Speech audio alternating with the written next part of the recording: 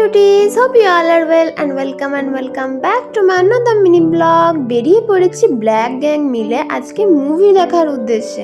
আর এসে দেখতে পাচ্ছ এখানে মা আর বোন মিলে করে নিচ্ছে একটু ফটো সেশন, তারপরে চলে যাচ্ছি আমরা মুভি হলের ভেতরে। তো লিফট চলে এসেছে আর ভেতরে বসে গেছি, দেখতেও পাচ্ছ। তো মাকে নিয়ে তো আমি প্রথমবার মুভি দেখতে গেছি, তারপর দীর্ঘ প্রতীক্ষা করার পরে ফাইনালি আমাদের মুভি স্টার্ট হয়ে গেছে। আর তোমরা কে কে গেস করতে পারলে আমরা কি মুভি দেখতে গেছিলাম?